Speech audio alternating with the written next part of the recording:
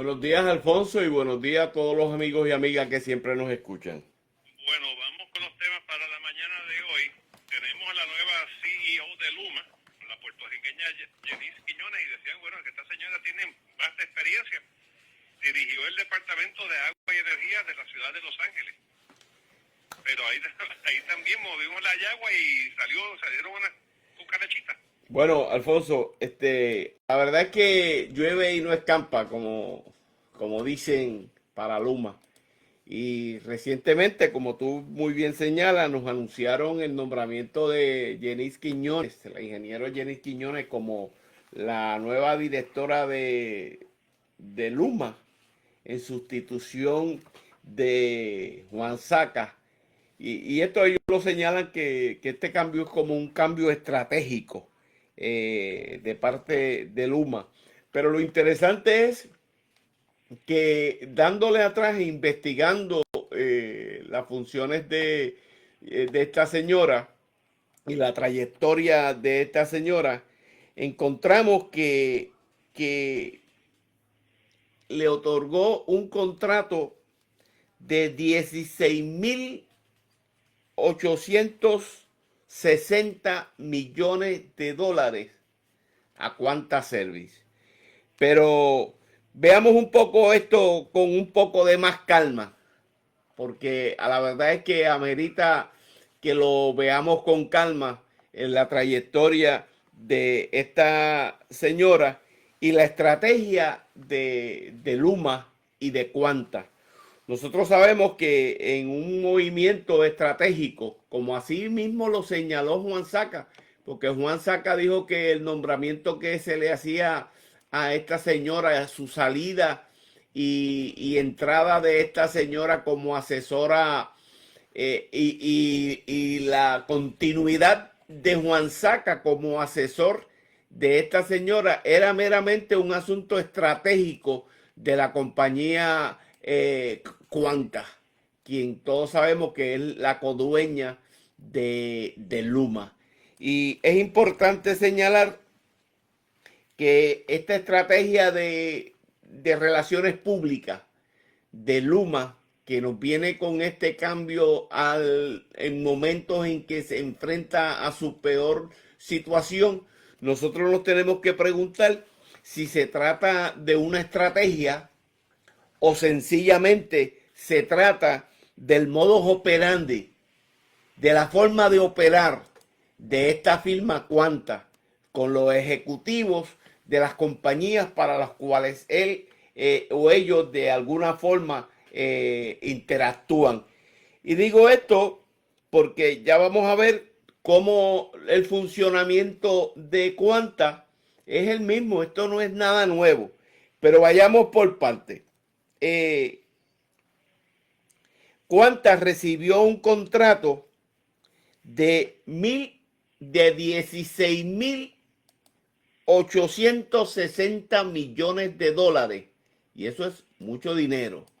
De la compañía de Agua y Luz, del Departamento de Agua y Luz de Los Ángeles. Es importante destacar, Alfonso, que esta corporación pública municipal es la mayor, la más grande de los Estados Unidos.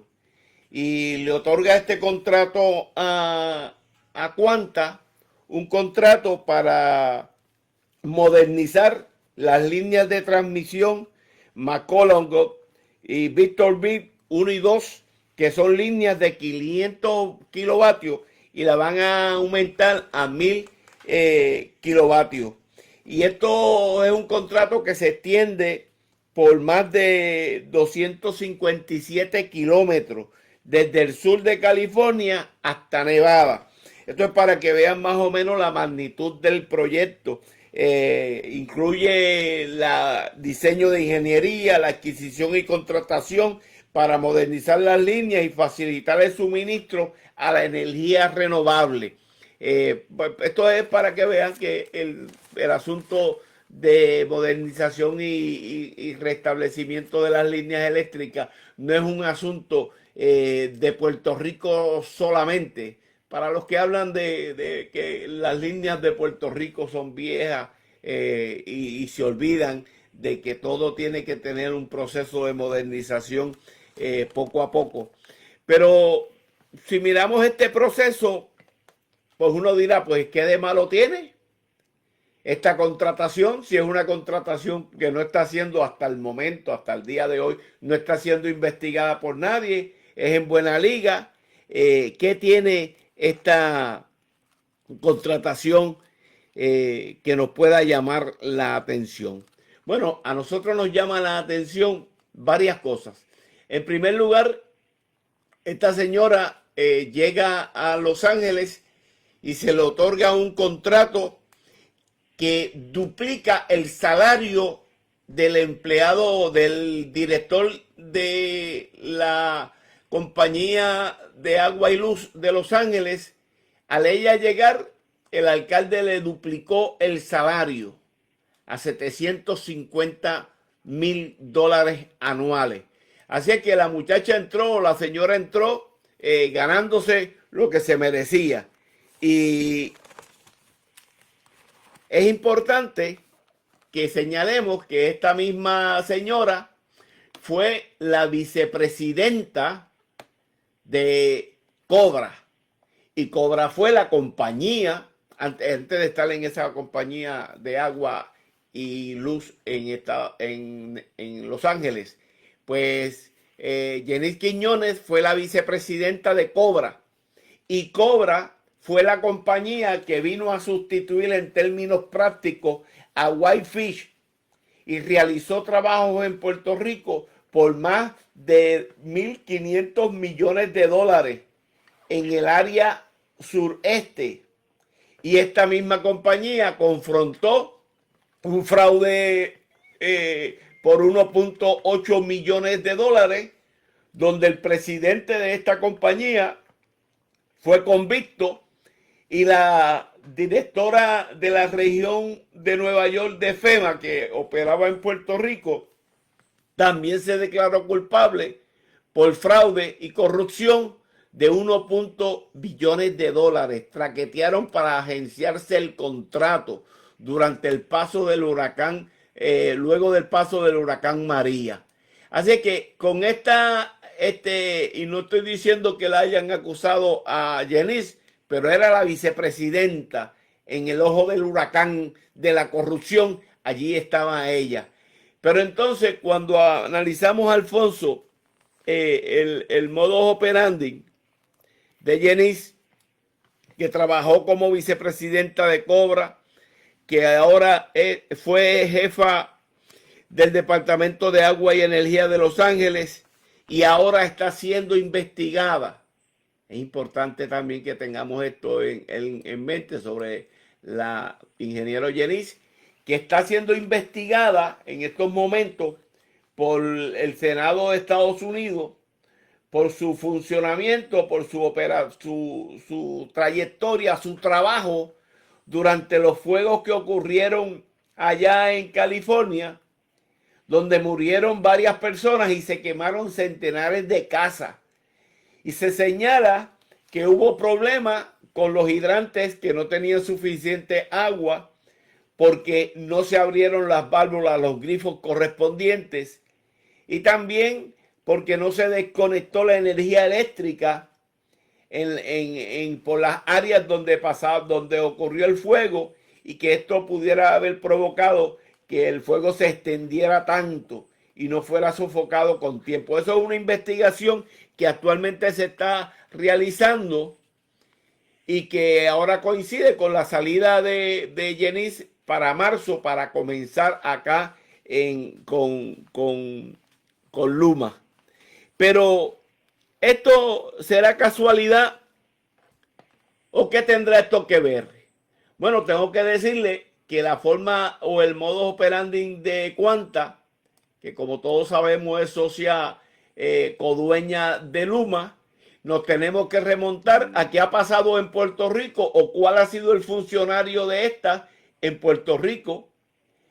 Y tenemos que recordar que el nombre del que fuese jefe, subsecretario para asuntos de energía de Puerto Rico y que fuese también presidente de la Junta de Gobierno de la Autoridad de Energía Eléctrica, Francisco Portela, Francisco Berríos Portela.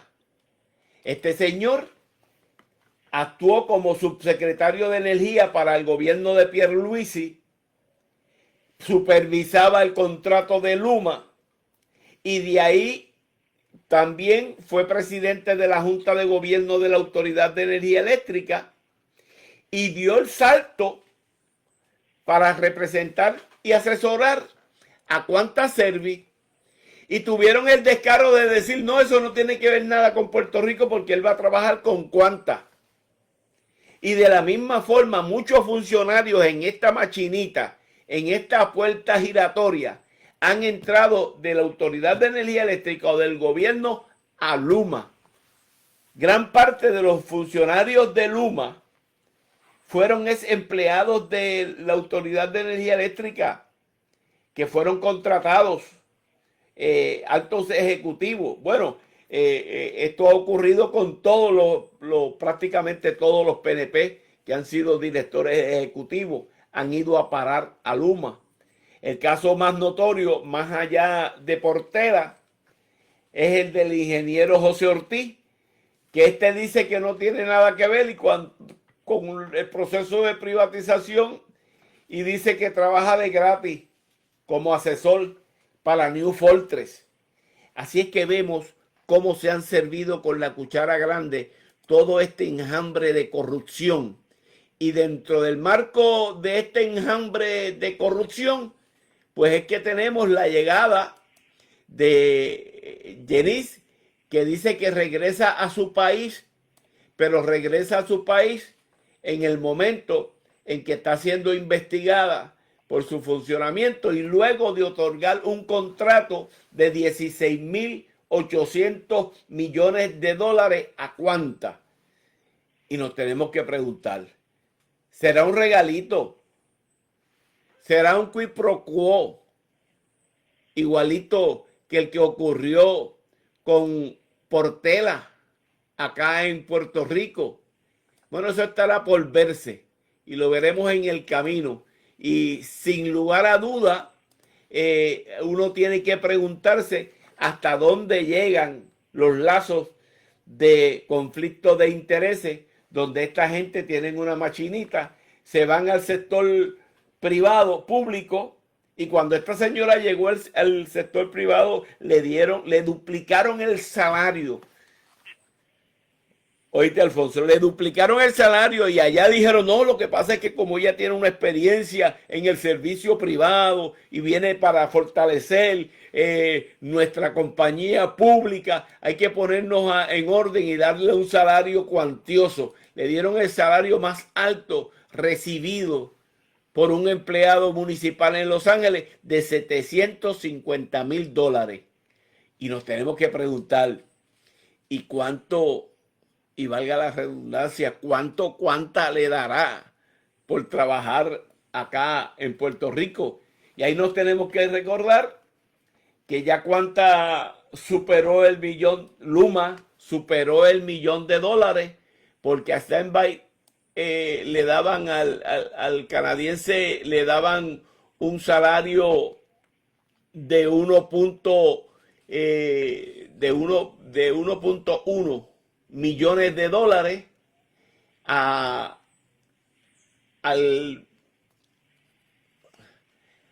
peruano no le dieron supuestamente no le dieron 1.1 millones de dólares, pero hay que ver cuánto le van a pagar del dinero del pueblo de Puerto Rico a esta señora que regresa a su país. Pero ellos dicen, Alfonso, que no hay problema porque ella regresa a su país para ofrecernos los mejores servicios y no tenemos problema porque el dinero no va a salir de las tarifas, el dinero va a salir de Quanta. Ese es el cuento de Quanta, que no es de las tarifas. Y si usted quiere saber la verdad y en qué va a implicar el aumento en las tarifas, pues ahí tiene salarios multimillonarios para estos cangrimanes. Mientras eso ocurre, este es el cuento siempre de que aquí hay chavos por una cosa y para otras cosas no aparecen. En el Fondo del Seguro del Estado llevan 14 años sin un aumento salarial. Oye, Alfonso, a la verdad que eso es algo que nos tiene que llenar de indignación a todos y que requiere, sin lugar a dudas, que el movimiento obrero se una y dé una batalla. El presidente de la Unión del Fondo del Seguro del Estado, el compañero Raymond Valentín Mata, denunció en esta semana que los trabajadores del Fondo del Seguro del Estado viven una situación laboral horrible, donde llevan alrededor de 14 años sin aumento salarial. La situación de los trabajadores del fondo es algo que cada día se complica más. Estos trabajadores denuncian la falta de personal porque sus labores están siendo subcontratadas, el incumplimiento con el convenio colectivo vigente, la falta de uniformes, la eliminación en la práctica del comité de querella, tardanzas en el pago del tiempo extra, ese hecho de que no tengan aumento salarial por los pasados 14 años crea una situación de inestabilidad y mientras tanto lo mantienen con la promesa de que el fondo está realizando, la Junta de Control Fiscal están realizando una evaluación sobre un plan de clasificación para eventualmente hacerle justicia a los trabajadores y con ese cuento mantienen a todos los trabajadores del servicio público en esa espera porque llegue el aumento. Y es importante y a mí me sorprendió, o me sorprendió no, porque uno ha visto más cosas, pero me llama la atención un señalamiento que hiciera el compañero Raymond Valentín Mata, presidente de la Unión, y que precisamente comenzara a ocupar el puesto de presidente el 1 de noviembre del año pasado. Así que está nuevecito prácticamente en la presidencia de la Unión y que viene en momentos en que el fondo atraviesa, los trabajadores atraviesan un desafío inmenso.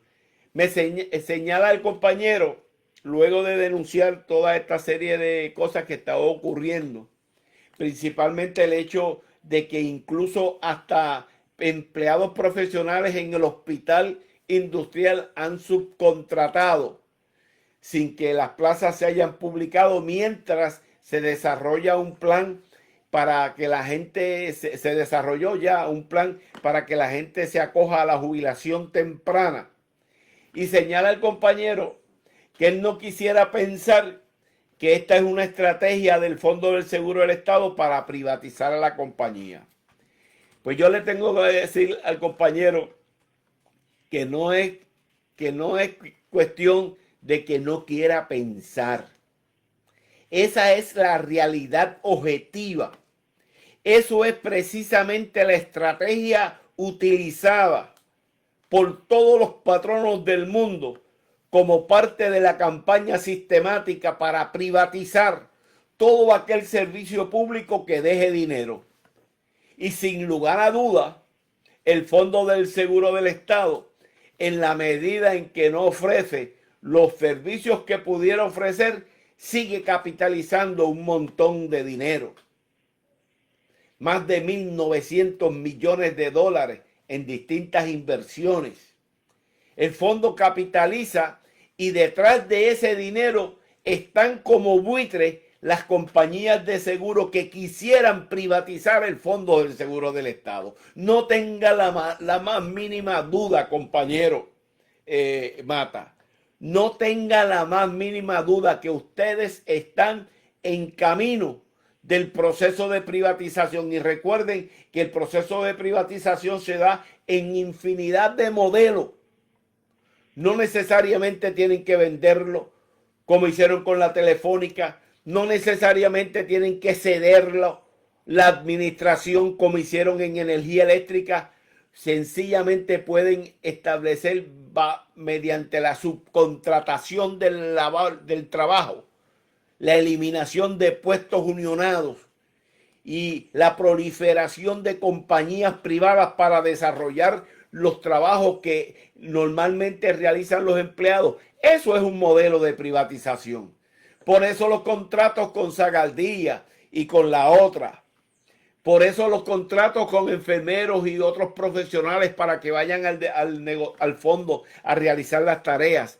Dejan de reclutar, promueven la jubilación temprana, dejan de comprar los suministros, malversación de los fondos, degradación del servicio. Comienzan una campaña de descrédito para el mismo fondo y eso son la medicina para la privatización. Esa es la trayectoria que siempre se ha seguido. Pero es importante que tengamos claro que el fondo tiene una reserva de 1.900 millones de dólares. Y detrás de ese dinero están las compañías privadas, están los políticos de oficio, como pirañas, como buitres, para tratar de saquear el dinero del fondo, mientras los trabajadores que sufren accidentes o se enferman tienen que pasar las de Caín para recibir unos buenos servicios o para recibir las compensaciones que se merecen. Y es importante que la gente sepa que la Corporación del Fondo del Seguro del Estado es un seguro que pagan los patronos para estos poder cometer crímenes del trabajo y que no sean juzgados ni acusados por los crímenes del trabajo que se cometen. Y ustedes dirán, Ricardo está exagerando con eso de señalar crímenes del trabajo. Pues no estoy exagerando. La experiencia mía vivida en la Autoridad de Energía Eléctrica me llevó a ver con mis propios ojos cómo los patronos cometen crímenes del trabajo, cómo se comete un crimen en el trabajo. OSHA investiga y declara que la violación a las reglas fueron intencionales, willful, y se va al tribunal y el tribunal dice, no podemos hacer aquí nada porque el patrón no tiene inmunidad patronal que le ofrece el Fondo del Seguro del Estado. Y los patronos se quedan riéndose y los trabajadores con la lesión. Y el trabajador lesionado, si fallece, la familia recibe la friolera de $25,000. Y si el trabajador se lesiona, pues recibe la friolera de $200 ahora, porque hasta hace poco tiempo eran 100 pesos, 200 pesos semanales como compensación. Mientras acumulan 1.900 millones de dólares, a los trabajadores lesionados se les da una miseria y a los trabajadores se mantienen sin darle aumentos salariales por 14 años. ¿Para quién trabaja el Fondo del Seguro del Estado? ¿Dónde está el servicio que se ofrece? Y yo les tengo que contar la experiencia que yo tuve con el Fondo del Seguro del Estado, donde se probó que un compañero había muerto intoxicado con mercurio y nosotros logramos probar científicamente, mediante la realización de una autopsia privada, mediante la investigación e intervención del Hospital Monte Sinaí, un patólogo del Hospital Monte Sinaí, la intervención del doctor Levin, logramos probar, demostrar científicamente que la muerte de nuestro compañero Conrado Dávila fue como consecuencia de la exposición al mercurio, que se manejaba sin ningún tipo de protección, sin ningún tipo de intrusiones de seguridad en la central San Juan. Y el Fondo del Seguro del Estado dijo que el trabajador había estado expuesto al mercurio, ciertamente, no podía decir otra cosa. Eso decían todos los documentos, incluso una aceptación, un informe preparado por la propia autoridad, por el propio patrono, donde a partir de ese momento se inició un protocolo para el manejo del mercurio. Entonces el Fondo del Seguro del Estado concluyó que el trabajador había sido expuesto al mercurio, pero que su muerte nada tenía que ver con la exposición al mercurio. ¿Oíste eso? Estuvo expuesto al mercurio, pero su muerte no tuvo nada que ver con el mercurio. Pues nosotros presentamos a la Comisión Industrial la autopsia preparada por un médico patólogo de Puerto Rico, certificado por el director de patología del Hospital Montesinaí de Nueva York, recertificado por el doctor Levin, director de la Clínica de Salud Ocupacional, doctor Sedikov de Montesinaí. Llevamos toda esa evidencia, Alfonso.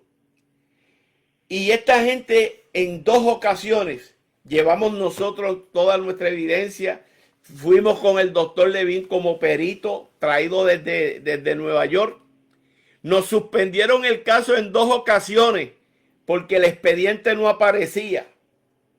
Y 6 años después, en un buen día, nos dicen el abogado de la comisión que luego de haber leído el extenso expediente y la prueba sometida por la parte querellada, pues ellos accedían a que se le otorgara el beneficio a la viuda de Conrado Dávila. Ricardo, vamos a hacer una breve pausa para identificar la emisión y regresamos. Estamos. Así mismo es, gente.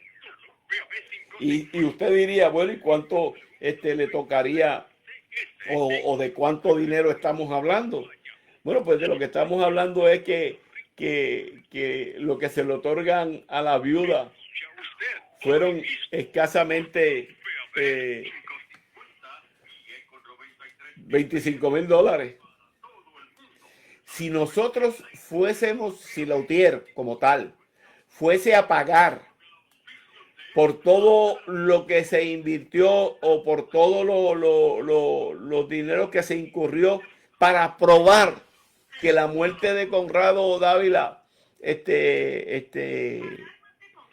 fue como consecuencia de la exposición al mercurio, sencillamente eso duplicó lo que la familia recibió.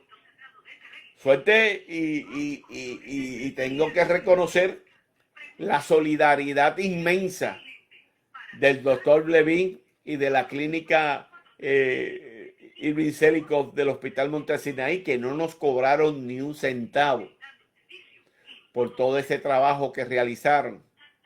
Y todo eso yo lo recogí.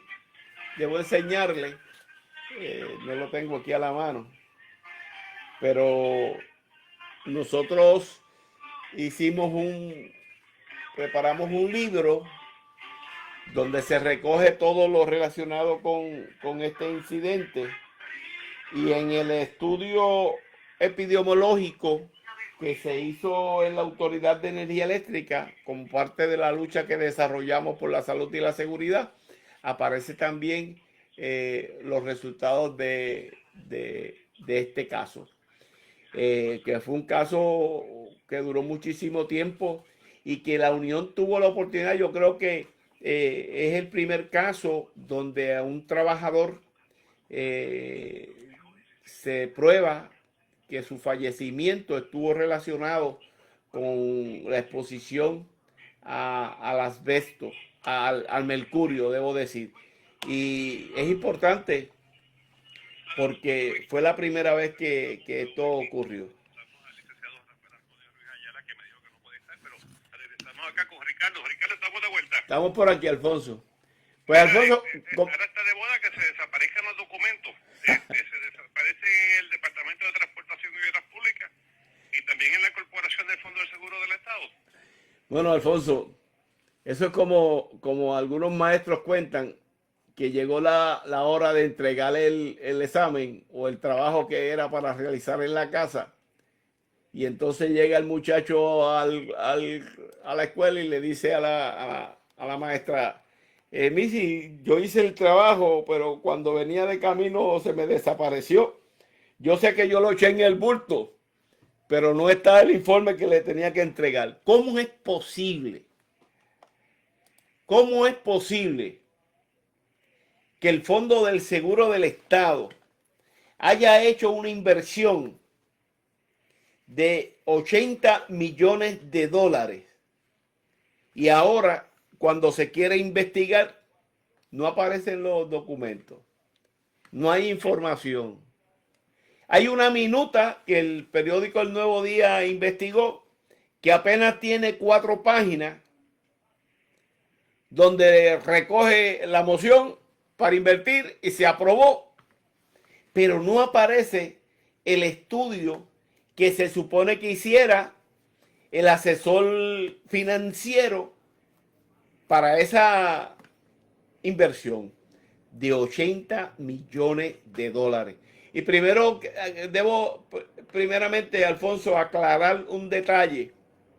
Y es que en el programa pasado, donde nosotros hablamos de este mismo caso, del gran tumbe de los 100 millones de dólares al fondo, yo identifiqué al doctor Víctor Rivera como el presidente de la Junta de Gobierno del Fondo. Y ahí tengo que hacer la aclaración que no se trata del doctor Víctor Rivera, sino que se trata del doctor Carlos Mellado. ¿Recuerdan ese nombre? Carlos Mellado, ese que el que hizo su pinino con la intención de ser comisionado residente y que aparecía en todos los lugares. Pues tengo que decirle que él estaba en todos los lugares menos donde tenía que estar. Porque da la casualidad o causalidad, ustedes le colocan como ustedes lo quieran entender, que en las 2 reuniones donde se aprobó la inversión 40 millones y 40 millones con la compañía esta Phoenix Fund, Mellado se ausentó de las reuniones. Miren qué casualidad. Se ausentó. Mientras tanto, Francisco Rivera, el asesor del Fondo para Asuntos Financieros, que a su vez era dueño de la firma de Phoenix Fund, pues fue el que asesoró. Y no solamente, es que la verdad que esto es bárbaro, Alfonso. Esto es un caso que yo no me explico cómo no ha tenido mayor discusión pública. Este tumbe de 80 millones de dólares. Este señor Francisco Rivera era precisamente el que asesoraba al Fondo del Seguro del Estado de dónde hacer las inversiones. Y mira, la inscripción de la última inversión de 40 millones de dólares, él inscribió la compañía como 14 días antes. Y ese fondo y esa junta de gobierno, ese presidente no hicieron ninguna investigación sobre de dónde venía esta compañía, qué relación tenía el asesor con esta compañía. Nada, no investigaron nada. Y cuando ya, porque eso es otra cosa, Alfonso, esto era una inversión tipo préstamo. O sea, yo te presto para que tú inviertas. Esto no era que esta es la compañía donde tú inviertes y yo te pago 1%. No, esto es era un ventorrillo donde dame 80 millones de dólares que yo los voy a invertir en estos proyectos que tengo. Ya tú verás cómo eso va a rendir fruto. Bueno, uno de los proyectos era una película de Roberto Clemente que iban a hacer los canallas.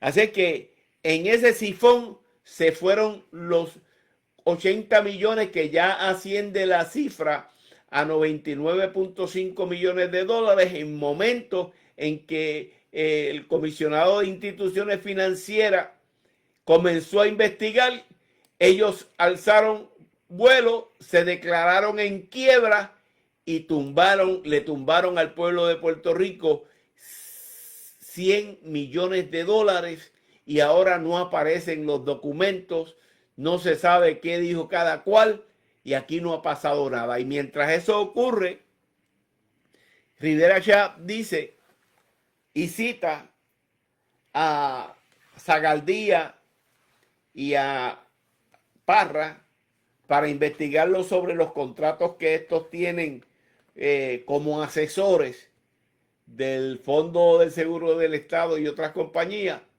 Y uno se tiene que preguntar, ¿y por qué no citan para investigar este caso? Ah, no, lo que pasa es que ya eso justicia lo está investigando. Pero no se discute.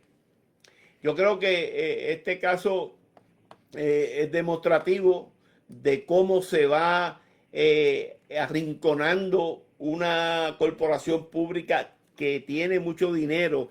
Y fíjate, Alfonso, en el caso del Fondo del Seguro del Estado, hay esta contradicción, porque siempre los trabajadores se han quejado del servicio que se le ofrece en el Fondo del Seguro del Estado, los que son lesionados, lo que yo acabo de decirles que pasó con el caso de Conrado Dávila. ¿Cómo es posible que en el Fondo del Seguro del Estado haya un esquema de funcionamiento que todos los casos tienen que ir a la comisión industrial? Eso es como se la hacen tan difícil, la compensación que es tan poca. Y para que los trabajadores obtengan esa compensación que es poca, obligatoriamente tienen que ir a la comisión industrial, tienen que ir a un proceso larguísimo.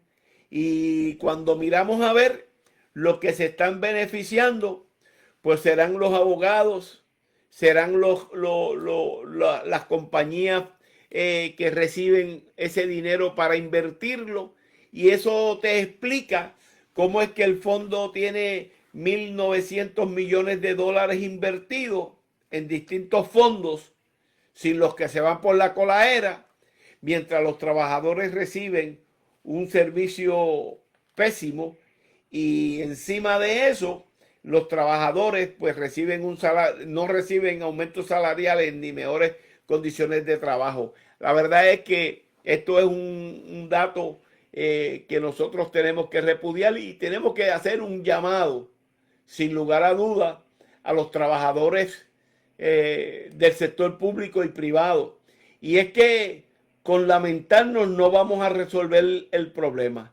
El fondo se encarrila claramente a un proceso de privatización, pero primero se lo están robando, están malversando el dinero, como hemos visto en estos casos. Los servicios son pésimos y mientras tanto las uniones están contra la pared esperando que se haga justicia sin que nosotros hagamos lo propio para que esa indignación, esa injusticia que se está cometiendo contra los trabajadores pueda resolverse. Y es que miren, el golpe que ha recibido el movimiento obrero en Puerto Rico, todas las uniones, ha sido tan duro, donde prácticamente el derecho a la negociación colectiva lo han eliminado.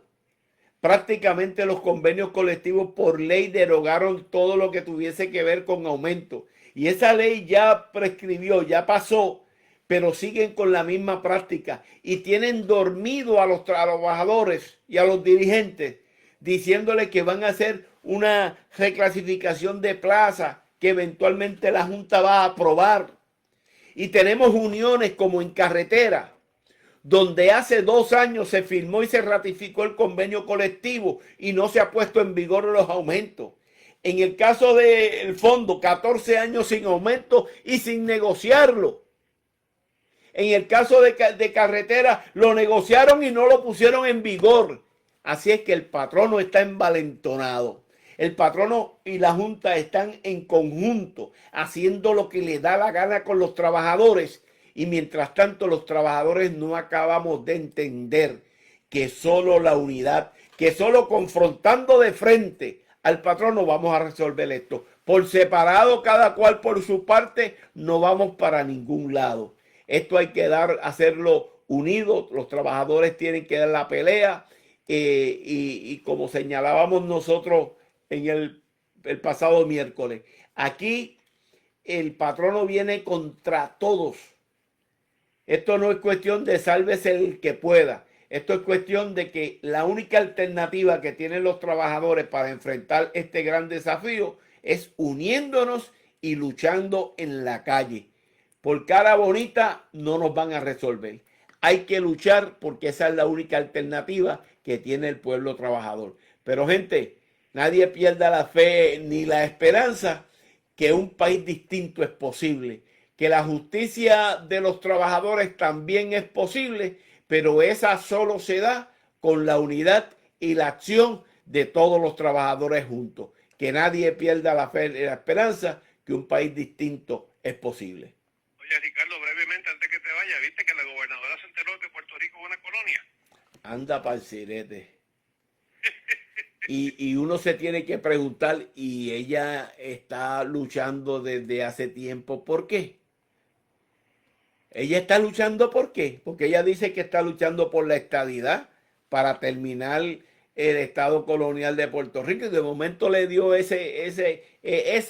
Oye, Alfonso, lo que pasa es que la gobernadora tiene una salida que uno uno dice, pero ¿de qué está hablando esta señora?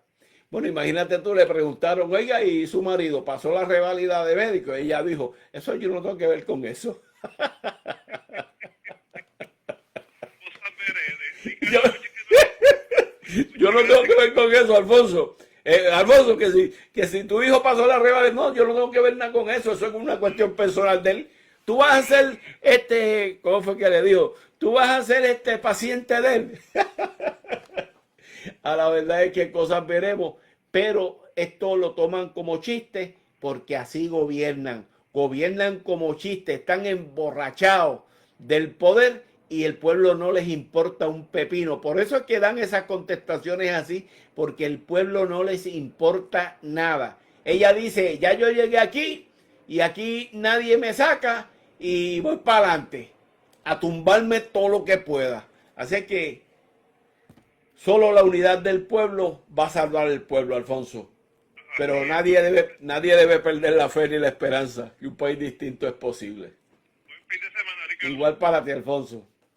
Escuchaban a Ricardo Santos en el acostumbrado diálogo de los viernes. Bueno, gente, hoy el programa se extendió, como ya ustedes ven, unos minutos más. Pero nada, todo bien. Recuerden lo que siempre les señalo, gente, comparte este video para que otras personas tengan la oportunidad de escucharnos. Comparte el video. Lo único que tienen que hacer es publicarlo en tu página. Envíaselo a alguien que tú conozcas para que conozcan nuestra posición. Recuerden, nosotros no monetizamos nuestro programa. Esta es nuestra aportación a la lucha de los trabajadores del pueblo de Puerto Rico para alcanzar una mejor calidad de vida, un mejor país que es posible. Que Dios bendiga a Puerto Rico. Comparte el video.